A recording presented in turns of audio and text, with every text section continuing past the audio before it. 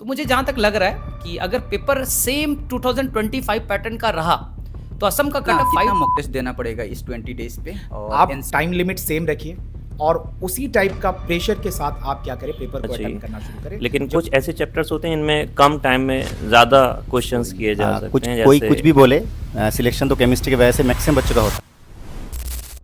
Hello everyone, my name is Maruf Talukdar, a third year MBBS student in DIFU Medical College and welcome back to another important video। और आज है हमारे साथ Ajmal super 40 के physics, chemistry, bio सभी department के HODs plus faculties हमारे साथ है। और जैसे कि आप लोग सभी को पता है कि पिछले साल जो नीट 2025 का जो पेपर था वो काफ़ी डिफ़िकल्ट था, तो उसको नज़र पे रखते हुए कि इस साल का नीट का पेपर कैसे हो सकता है, हर लोग आज बताएंगे कि ये 20 डेज़ पे आप लोगों को कैसे प्रिपरेशन करना है, कैसे रिवाइज करना है, मॉक टेस्ट कैसे देना है, आप लोगों को क्या क्या गलती नहीं करना है। इस वीडियो में सब कुछ आपको हमारे टीचर्स बताएंगे। तो सबसे पहले हम हमारे अजमल सुपर 40 के बॉटनी डिपार्टमेंट का HOD शादाब सर से जानेंगे कि सर इस साल कट ऑफ का क्या हो सकता है, सीन वो बता। ये एक्चुअली में सभी बच्चे के अंदर में ये चल रहा है कि इस साल पेपर कैसा आएगा, कट ऑफ क्या रहेगा। मैं जब भी जा रहा हूँ बच्चा सबसे पहला यही क्वेश्चन ला रहा है। अचानक से पैटर्न चेंज हुआ है, तो मुझे लगता है अकॉर्डिंग टू मेरिट आपको जाना चाहिए। जैसा पेपर मिले, हो सकता है कि पेपर इजी हो और कट ऑफ 600 भी जा सकता है, और हो सकता है कि पेपर पहले की तरह ही डिफ़िकल्ट आए। तो मुझे जहाँ तक लग रहा है कि अगर पेपर सेम 2025 पैटर्न का रहा तो असम का कट ऑफ 530 के आसपास चला जाएगा, क्योंकि मेंटली वो बच्चे सेटअप हो चुका है। तो मैं अभी भी बच्चों को यही बोलूँगा कि आप कट ऑफ को ध्यान में ना रख कर प्रिपरेशन करें, आप अपना बेस्ट दें और एग्ज़ाम में आप डिसाइड करें कि पेपर के अकॉर्डिंग आपको वर्कआउट करना है। तो मेरे अकॉर्डिंग पेपर थोड़ा सा आपको मीडियम लेवल पे रहने वाला है।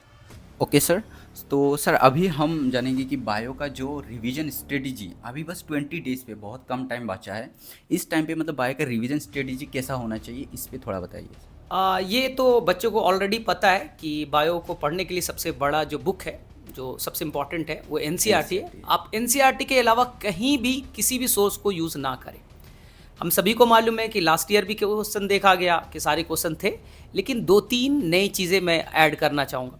एक तो है कि इस बार शायद समरी वाले पोर्शन से आप क्वेश्चन ऐड किया जा सकता है। ठीक है, समरी में कुछ ऐसी बातें जो मेन बुक में नहीं होती वो समरी में गिवन है, तो समरी से क्वेश्चन आ सकता है। स्टार्टिंग में जो चैप्टर का इंट्रोडक्शन वाला पार्ट है, लास्ट ईयर में रिडक्शनिस्ट बायोलॉजिस्ट का क्वेश्चन पूछा गया, उससे क्वेश्चन आ सकते हैं। जो साइंटिस्ट के बारे में कुछ इन्फॉर्मेशन है वो आ सकता है। और सबसे लास्ट में कि जो नई NCERT में कुछ चेंजेस आए, तो उस चेंजेस को आप देख के जाए। 4 या 5 आपको चेंजेस मिलेगा जो आपने ओल्ड NCERT पढ़ रहे, और जो न्यू NCERT आया उसमें जो 5 चेंजेस है वो आप ज़रूर उसको देख के जाए, क्योंकि 2024 में जब कंट्रोवर्सी हुआ था तो सुप्रीम कोर्ट ने जो उसका बेसिस लिया वो न्यू NCERT को लिया। तो प्लीज़ उसको एक बार ज़रूर देख ले, कम से कम वो जो 5-6 चेंजेस है उसको केवल आप देख के जाएंगे। तो सर ने बेसिकली यहाँ पे मेन यही चीज़ें बोला कि सबसे पहले सामारी देखना है आपको, सामारी, इंट्रोडक्शन, और जो नया चेंजेस जो नया NCERT में वो आप लोगों को सबसे ज़्यादा ध्यान से देखना है वो। जी जी। ओके सर, नेक्स्ट अभी मुझे ये बताइए कि कौन सा मिस्टेक जो बायोलॉजी में नहीं करना है अभी स्टूडेंट्स को इस वक्त। हाँ, देखिए, एक तो बायो में बहुत सारे बच्चे का रहता है कि जो स्टेटमेंट पढ़ने के दौरान में करेक्ट को इनकरेक्ट पढ़ ले रहे हैं, which is not the incorrect, यानी वो करेक्ट के बारे में पूछ रहा है। तो मैं कह रहा हूँ हर क्वेश्चन पे एक मेरिट होता है, उस मेरिट को अंडरलाइन करें ना। जो भी आपसे जैसे DNA रेप्लिकेशन का क्वेश्चन पूछा है तो वो उसे अंडरलाइन कर ले। जो भी क्वेश्चन आपसे पूछा जा रहा है उसी के अकॉर्डिंग आप करें। सेकेंड सबसे इंपॉर्टेंट चीज़ है कि आप रोज़ाना एक मॉक टेस्ट दें और उसका टाइमिंग डिफाइंड हो 2 से 5 वाला, क्योंकि आप बायोलॉजिकल क्लॉक जो हमारा है उसको आप सेटअप करेंगे 2 से 5 में, क्योंकि आपको एग्जाम वहीं से देना है। अभी बच्चे क्या कर रहे हैं, रात में 8 से 11 में टेस्ट दे रहे हैं या सुबह में टेस्ट दे रहे हैं, वो रैंडम दे रहे हैं। नहीं, आपका एकदम फिक्स एक शेड्यूल हो। ठीक है, आप मान के चले कि जो हमारा एग्ज़ाम का दिन है, जैसे आप सुबह से शाम तक करने वाले, आपका जस्ट शेड्यूल वैसा ही होना चाहिए। तो 2 से 5 एक ज़रूर टेस्ट दें, और जो भी आप गलत कर रहे हो उसके ऊपर में आप थोड़ा सा वर्कआउट करें, जाके NCERT खोले, उस पैराग्राफ को पढ़े। यहाँ पर गलती नहीं करना है कि आपने कोई क्वेश्चन गलत किया तो आपको लग रहा है कि वो चैप्टर आपसे मिस हो गया है, पूरा चैप्टर पढ़ना नहीं, ये नहीं करना है। आपको जो कॉन्सेप्ट मिसिंग है वो 2 से 3 लाइन को आप रिवाइज करें। ओके सर, अभी मैं जानना चाहूँगा कि सर मॉक टेस्ट कितना मॉक टेस्ट देना पड़ेगा इस 20 डेज़ पे, और NCERT का जो बायो है उसको कितना बार रिवाइज करना पड़ेगा मेरे में से एटलीस्ट एक मॉक टेस्ट आप रोज़ाना दें। मैंने टाइमिंग ऑलरेडी डिस्कस किया 2 से 5। और रही बात एनसीईआरटी पढ़ने की, तो कहना बड़ा आसान है कि हम जो 20 दिन बचा है उससे 2 बार 3 बार एनसीईआरटी पढ़ लेंगे, लेकिन प्रैक्टिकली पॉसिबल नहीं है। तो आप ऐसा काम कर सकते हैं कि एनसीईआरटी आप देखें, केवल ओनली डायग्राम, जितने भी एनसीईआरटी में डायग्राम है और उसके नीचे में जो कंक्लूजन है उसको केवल देख ले। सेकेंड लॉट में आप क्या कर सकते हैं, जो भी एनसीईआरटी में ब्लैक पॉइंट्स है, पॉइंटर है, उसको आप वर्कआउट कर सकते हैं। थर्ड है जो भी समरी है केवल उसको वर्कआउट कर सकते हैं ना। और जो थोड़े से थ्योरेटिकल चैप्टर है जैसे इकोलॉजी, वो बार बार बच्चा भूलता है, तो मेरे पास टाइम है आपके पास कि इकोलॉजी को एक बार आप 2 एनसीईआरटी पढ़ सकते हैं। जैसे मॉर्फोलॉजी के बहुत सारे एग्जाम्पल है, 2 एनसीईआरटी आप पढ़ सकते हैं। और जो कॉन्सेप्चुअल चैप्टर है, ठीक है, उसको अगर आप केवल ऊपर ऊपर से एक नोट्स के फॉर्म में बना लेंगे, जैसे जेनेटिक्स है तो उसमें आप जितने भी वहाँ पर रेशियो है, फार्मूला है, एक बार देख लेंगे तो उससे काम हो जाएगा। ठीक है, फोटोसिंथेसिस में कीमोस्मोटिक है, वो इंपॉर्टेंट है। तो आपको पता है कि ऑलरेडी कहाँ से क्वेश्चन सबसे ज़्यादा आ रहे हैं। एक सबसे कॉमन मिस्टेक हो रहा है कि बच्चे ने मान लिया है कि जेनेटिक्स इंपॉर्टेंट है, मॉलिकुलर करना, उस पर काम कर रहे हैं। नहीं, आपने देखा पिछले साल माइक्रोब से सबसे ज़्यादा क्वेश्चन आ गए। ठीक है, जबकि वो 2 से 3 क्लासेस में हम लोग पढ़ाते हैं, बड़ा सिंपल सा चैप्टर होता है। तो ये दिमाग में फिट करके ना जाए कि ये चैप्टर इंपॉर्टेंट है, ये लेस इंपॉर्टेंट है। किसी भी चैप्टर से आ सकता है। लिविंग वर्ल्ड से लगातार 3 साल क्वेश्चन नहीं आया, मुझे लग रहा है इस साल क्वेश्चन आ सकते हैं। तो आप कभी भी प्री डिटरमाइंड नहीं होके जाना है कि इस चैप्टर से आएगा, इस टॉपिक से आएगा, ऐसा नहीं। हर चैप्टर इंपॉर्टेंट है, वो कहीं से भी क्वेश्चन डाल सकते हैं। Thank you sir. तो अभी हमारे साथ है अजमल सुपर 40 के फिजिक्स के एचओडी रेस्पेक्टेड निसाब सर। सर से हम जानेंगे कि सर इस 20 डेज पे फिजिक्स को कैसे पढ़ना है, क्वेश्चन को कैसे प्रैक्टिस करना है, वो थोड़ा उसके बारे में बता दीजिए सर आप। ओके, देखो बच्चों, जब आप लोग टेस्ट दे रहे हो, जो भी पार्ट टेस्ट दे रहे हो या फुल टेस्ट दे रहे हो, तो टेस्ट देने के बाद आप देखते हो कि कुछ क्वेश्चंस जो आपके गलत हो रहे हैं या सही भी हो गए हैं, बट आपको लगता है कि उसमें डाउट है, इशू है, वो क्वेश्चंस आप मार्क कर लीजिए। वो सारे कॉन्सेप्ट आपको क्लियर नहीं है या कहीं ना कहीं दिक्कत है, वो कॉन्सेप्ट वाले जो क्वेश्चन हैं वो आप अपने रेफरेंस में यानी अपने नोट्स में जाके वो वाले टॉपिक सबसे पहले आपको करना है। क्योंकि जो आपका सही क्वेश्चन हो रहा है वो आपको आता है, और जो नहीं हो रहा है सबसे पहले उसको फिल्टर आउट करना है। तो वो क्वेश्चन जाके आपको सॉल्व करना है, उसकी डिटेलिंग में जाना है, उस जैसे और भी क्वेश्चंस करना है। सबसे पहला काम आपको ये करना है। साथ में सेकंड में आपको जो आपका रिवीजन कंटेंट है वो आपको साथ में ज़रूर करना है सेकंड प्रायोरिटी में। क्योंकि अगर वो क्वेश्चंस जो आप नहीं कर रहे हो अपने रिवीजन कंटेंट का, तो बहुत सारी चीज़ें आप मिस कर दोगे। इवन आप 20 टेस्ट भी दे रहे हो तो उन 20 टेस्ट में जितने भी क्वेश्चंस आएंगे वो सारा सिलेबस कवर नहीं कर सकते। तो बहुत सारे ऐसे क्वेश्चंस हैं जो आपने अपने रिवीजन कंटेंट में बनाए थे, जो सारे टाइप्स बनाए थे, वो सारे आप ज़रूर पैरेलल में रिवाइज करते रहें। थर्ड आपका जो प्रायोरिटी है वो आपको अपने सेल्फ टेस्ट देते रहना है। तो कुछ ना कुछ एक्स्ट्रा टेस्ट, सेल्फ टेस्ट देते रहिए, और ये 3 चीज़ें आप करते रहिए तो काफ़ी अच्छा होगा। और PYQ तो आप ऑलरेडी देख ही चुके हो। अगर कोई चीज़ PYQ में आपको लगता है कि आपसे मिस आउट हो रही है तो आप उसको दोबारा देख सकते हैं। रिवाइज करना है। ओके सर, अभी आप मुझे थोड़ा बता सकते हैं क्या फिजिक्स का कौन सा चैप्टर्स है जहाँ से सबसे ज़्यादा सवाल पूछे जाते हैं हर साल? टाइम कम बचा हुआ है तो उस पर थोड़ा ज़्यादा फोकस कर पाए, ऐसा कुछ चैप्टर है क्या फिजिक्स में?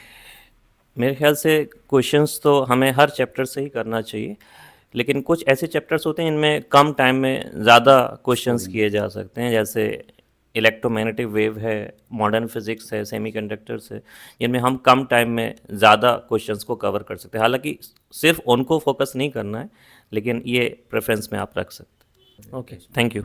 सो अभी हमारे साथ है अजमल सुपर 40 की केमिस्ट्री की faculty respected Kashish Ahmad sir. Sir आप थोड़ा केमिस्ट्री को कैसे 20 डेज में कवर करना है, कैसे रिवाइज करना है, उसके बारे में बताइए। तो फर्स्ट ऑफ ऑल केमिस्ट्री बच्चों का सिलेक्शन के लिए सबसे ज़्यादा इम्पोर्टेंट सब्जेक्ट है। कोई कुछ भी बोले, सिलेक्शन तो केमिस्ट्री की वजह से मैक्सिमम बच्चों का होता है। और केमिस्ट्री अच्छा खासा एक स्कोरिंग सब्जेक्ट है, और केमिस्ट्री में 3 पार्ट में डिवाइड होते हैं। तो हम सबसे पहले OC की बात कर रहे हैं, ऑर्गेनिक केमिस्ट्री का। ऑर्गेनिक केमिस्ट्री में आपको 3 चीज़ को ध्यान देना है अभी लास्ट में। सबसे पहले NCERT में जाओ, सारे रिएक्शंस एक बार पूरा अलग से लिख लो। दूसरा, जिस रिएक्शन का NCERT में प्रॉपरली मैकेनिज्म दिया गया उसी का मैकेनिज्म करो। And last, conversion. जैसे ABCD वाला प्रॉब्लम होता है, A to B, B to C, वो वाला काफ़ी इंपॉर्टेंट है। अगर वो आप प्रॉपर ढंग से कर लोगे तो आपका सारे NCERT कवर हो जाएगा। नेम रिएक्शन है वो फोकस करो। तो 4 चीज़ों को ऑर्गेनिक को फोकस करना है।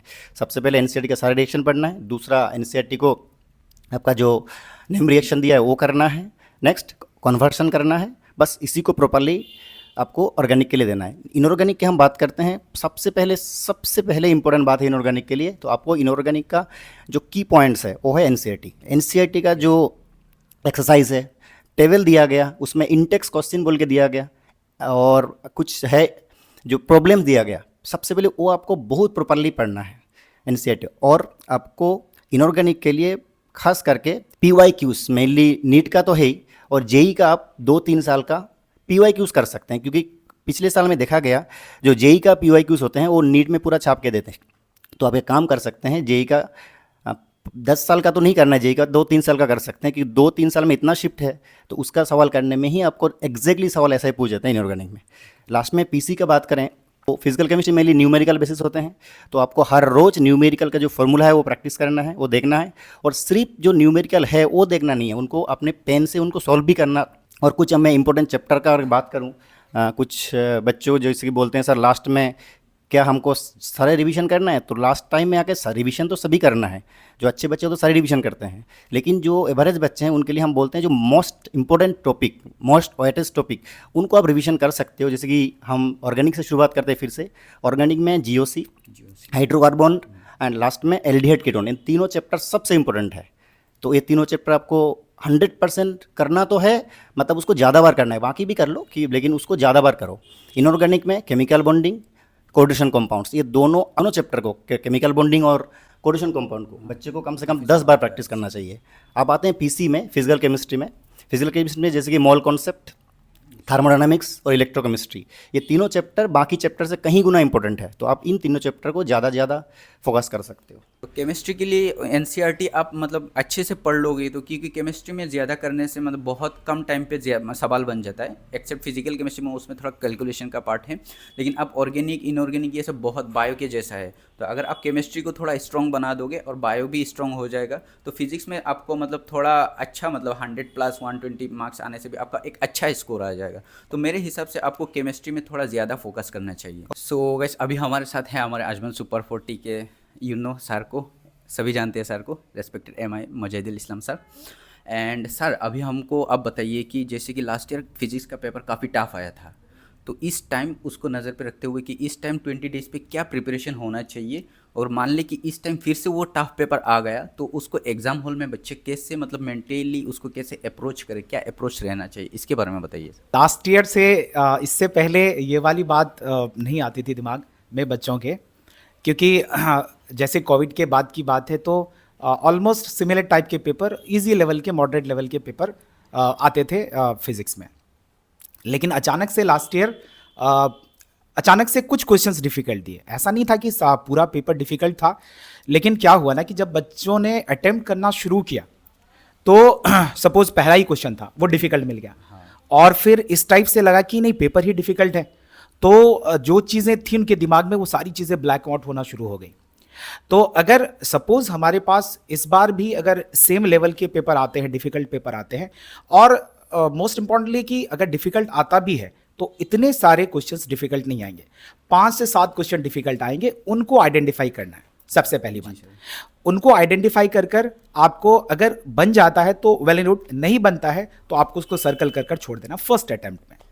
मतलब पेपर आप अगर करना चाहोगे तो क्या कि पहला अगर आपने क्वेश्चन स्टार्ट किया, सपोज बन गया, नेक्स्ट वाला क्वेश्चन नहीं बना, ठीक है ना, और लग रहा है कि ये बनना चाहिए था मुझसे, मैंने इसके कॉन्सेप्ट पढ़े हुए हैं और किया हुआ है, लेकिन अभी कहीं कैलकुलेशन मिस्टेक हो रहा है या समथिंग हो रहा है, तो आप उसको सर्कल करो, आगे निकल जाओ, ठीक है। और तीसरा क्वेश्चन बिल्कुल लगता है डिफिकल्ट है, ये बनने वाला नहीं है, तो उसको ब्लैंक छोड़ देना है, फिर आगे निकल जाना है। किसी भी क्वेश्चन के साथ इमोशनल नहीं होना है ना, कि ये वाला तो हमने किया ही था, ये वाला तो होना ही चाहिए। इमोशनल नहीं होना क्वेश्चन के साथ, क्योंकि अगर आप एक क्वेश्चन के साथ इमोशनल होंगे तो आगे बहुत सारे ऐसे क्वेश्चन हैं जो बनने वाले हैं, उसके लिए आपको टाइम नहीं मिलेगा, तो उनको भी पूरा पेपर अटेम्प्ट करना है। तो ऐसे ही आप क्या करो, पहली बार जब आप अटेम्प्ट कर रहे हो, आपको फिजिक्स के लिए तो पहली बात तो टाइम बचाना पड़ेगा, time 1 hour and 1 hour 10 minutes तक आपको देना पड़ेगा, उस हिसाब से आप प्रैक्टिस भी कर जाना। और जब आपने अटेम्प्ट करना शुरू किया तो मान लो कि क्वेश्चन 3 लेवल पे उसको बांट दो आप, कि बन गया तो टिक लगा दिया, फिर सर्कल कर दिया, जो बनना था या फिर नहीं बन पा रहा है अभी बाद में बनेगा तो उसको सर्कल कर देना, और जो लग रहा है कि नहीं बनने वाला है तो उसको ब्लैंक छोड़ देना और आगे निकल जाना है। फिर जब आप सेकेंड टाइम में अटेम्प्ट करेंगे तो वैसे मान लिया कि 10 क्वेश्चन में आपने सर्कल किया था, 10 में से 5 से 7 क्वेश्चन फिर बन जाएंगे। तो इस तरीके से पूरा पेपर भी अटेम्प्ट हो जाएगा, और जो क्वेश्चंस नहीं बनने वाला था वो आपसे अगर नहीं बन रहा है तो बहुत लोगों से नहीं बनेगा, तो उसको आपको छोड़ देना है। जी सर, थैंक यू सर। आप कोई एडवाइस देना चाहेंगे क्या सर? हाँ, एडवाइस अभी लास्ट टाइम के लिए मेरा ये रहेगा कि जैसे आप एग्ज़ाम हॉल में एग्ज़ाम देते हैं, तो जब आप यहाँ पे मॉक टेस्ट दें या सेल्फ टेस्ट दें, तो वैसा ही माहौल बनाइए आप रूम पे भी। आप टाइम लिमिट सेम रखिए, और उसी टाइप का प्रेशर के साथ आप क्या करें, पेपर को अटेम्प्ट करना शुरू करें। जो मैंने अभी सर्कल करने वाली बात कही, वो आप जो आदत है ना, अभी से डालना शुरू कर दें। बट स्टिल अगर आप 140 के आसपास या 150 के आसपास आप अगर स्कोर करना चाहेंगे, तो कुछ ऐसे चैप्टर्स हैं जो लगभग 60 to 70% पूरे फिजिक्स के 60 to 70% में से अगर आप उन पेपर को अटेम्प्ट करेंगे, उनको टॉपिक्स को अटेम्प्ट करेंगे, आप पढ़ लेंगे, रिवीजन अच्छे से कर लेंगे, तो आपका बहुत अच्छा स्कोर आ जाएगा, 140 to 150 तक स्कोर आ जाएगा। उनमें से लाइक सेमीकंडक्टर्स है, मॉडर्न फिजिक्स है, EMW है, मैग्नेटिज्म है, ठीक है ना, ऐसे कई सारे चैप्टर, करंट इलेक्ट्रिसिटी है, ठीक है। तो ये मेजर पोर्शन इससे क्वेश्चंस पूछे जाते हैं, ठीक है। तो इनको अगर आप कर लें पहले, मैं तो कहूँगा 60 to 70% इसमें है, तो आप पहले इसको रिवाइज कर लें, तो आपके लिए बेटर रहेगा सबसे ज़्यादा। और जिनका टारगेट 180 है, तो उनको तो सारा ही करना है, ठीक है, उनको सारा करना है, सारा का सारा, एक भी टॉपिक आपको छोड़ना नहीं है। Thank you sir. सभी हमारे टीचर फैकल्टी ने बहुत अच्छी अच्छी बातें कही है। और बस ये ऐसे नहीं है कि बस ये 20 डेज़ के लिए नहीं है, ये अगर कोई भी स्टूडेंट्स हो, कोई भी अगर मतलब नीट 2027 के लिए भी अगर नेक्स्ट मतलब अब 20 दिन बाद भी ये वीडियो देख रहे हो, तो ये इतना ही एफिशिएंट है। मतलब ये जो जो चैप्टर बोला है, जो जो स्ट्रेटजी बोला है, ये सेम है, ये तो बहुत ही हेल्पफुल चीज़ें बोला है। Thank you sir. Thank you Maroof.